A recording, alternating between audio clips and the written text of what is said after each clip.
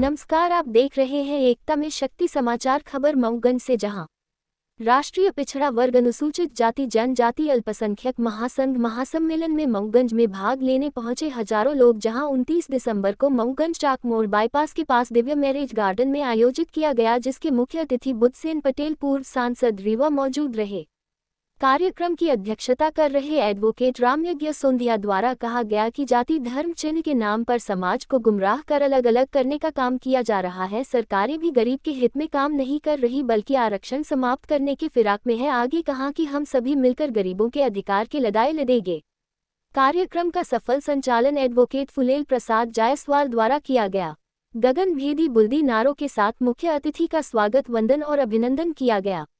विशिष्ट अतिथि के रूप में उपस्थित रहे मुख्य अतिथि ने कहा कि आरक्षण समाप्त करके सरकार मनुस्मृति को लागू करना चाहती। हम लोग बाबा अम्बेडकर साहब के सिद्धांतों पर चलने वाले लोग हैं। दलों ने सिर्फ शोषण, गरीब मजदूरों का शोषण किया है। ये गरीब मजदूर चले गए हैं।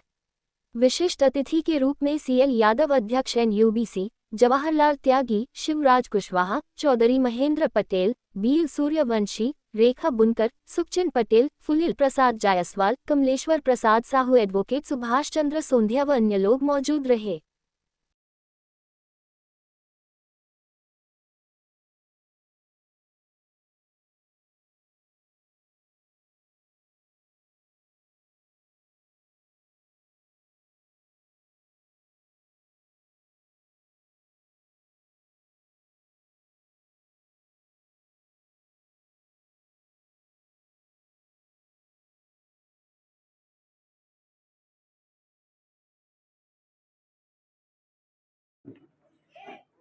आज यहाँ मऊगंज जिले में और इस गार्डन में माननीय सोंधिया जी के नेतृत्व में जो देश की सबसे बड़ी समस्या इस समय पिछड़े वर्गों की जातीय जनगणना, बाबा साहब अम्बेडकर ने इस देश का समता, स्वतंत्रता, बंधुत्व और न्याय का संविधान दिए और उस संविधान को लिए जातिवाद, छुआछूत, सामाजिक गैर बराबरी में इसको संशोधन करके बदलना चाहते हैं। तो हम लोग पूरे देश में संविधान बचाओ आंदोलन कर रहे हैं। तीसरी बात, जो हम लोगों को बाबा साहब के आशीर्वाद से जो पिछड़ों को, SC ST को, सबको जो रिजर्वेशन मिला हुआ था और रिजर्वेशन सरकारी विभागों के लिए था, तो आज इन्होंने हमारा आरक्षण खत्म करने के लिए सरकारी विभाग ही खत्म कर रहे हैं। और हम लोग मांग कर रहे हैं कि सरकारी में भी हमारा आरक्षण रहना चाहिए और जो प्राइवेट सेक्टर हैं पूरे देश में, उन प्राइवेट सेक्टरों में भी हमारी जनसंख्या के बराबर आरक्षण होना चाहिए। और इस चौथी बात, जो हमारे समाज के ऊपर तमाम अन्याय अत्याचार हो रहे हैं, हमारे लोग मारे जा रहे हैं, हमारे माँ बहन बेटियों का अपमान हो रहा है, हमारे भाइयों का अपमान हो रहा है, बुजुर्गों का अपमान हो रहा है। जैसे राजेश पटेल का यहाँ जो है तो थाने के अंदर घुस के और एक BJP का गुंडा अपमानित किया और उनको वहाँ से हटवा भी दिया और हमारे लोग सम्मान स्वाभिमान की लड़ाई नहीं लड़ पाए, जबकि वो विधायक का भाई है। तो जब विधायक के भाई के साथ इस तरह की हरकत हो सकती है, बात हो सकती है, और वो इसलिए हुआ कि वो विधायक ब्राह्मणवाद का गुलाम है। ब्राह्मणवाद का गुलाम आदमी अपने समाज की रक्षा और अपने समाज का सम्मान और अपने समाज की भागीदारी नहीं दिलवा सकता। तो इसीलिए हम लोग अन्याय अत्याचार के विरोध में संविधान बचाओ, आरक्षण बचाओ, जाति जनगणना कराओ, इन तमाम सारे मुद्दों को लेकर आज माननीय सोंधिया जी के नेतृत्व में यहाँ ये बड़ा सम्मेलन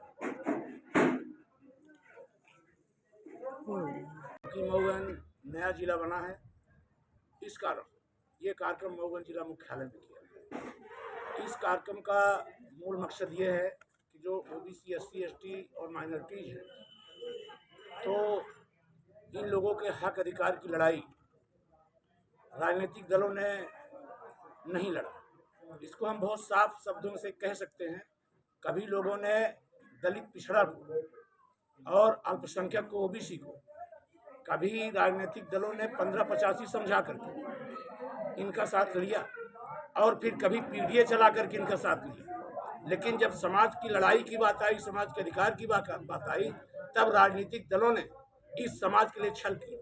इसलिए हम लोग राष्ट्रीय पिछड़ा वर्ग अल्पसंख्यक अनुसूचित जाति जनजाति महासभा चला रहे हैं और हम लोगों ने ये महासभा ने तय किया है कि किसी भी ऐसे राजनीतिक दल के कैंडिडेट को ये संगठन वोट नहीं करेगा, केवल उसको वोट करेगा जो जो इस समाज की लड़ाई लड़ता है, जो महापुरुषों की विचारधारा को विस्तारित करने के लिए संगठन चलाता है, केवल उसको वोट करेंगे। क्योंकि हर राजनीतिक दल केवल ओबीसी एससी एसटी के बल पर, उसी के जन बल पर, उसी के धन बल पर, उसी के वोट बल पर ये सारा का सारा जो है तो अपना राजपाट चला रहा है। लेकिन सच्चाई ये है कि बैकवर्ड एससी एसटी के लिए कोई काम जो है तो नहीं कर रहा है। और सच्चाई ये है कि जातीय जनगणना जो आज देश का मुद्दा बना, तो क्यों बना?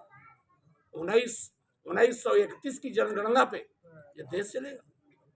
पशुओं की जनगणना हो रही, कुत्ता बिल्ली की जनगणना हो रही, पक्षियों की जनगणना हो रही, और मानव की जनगणना।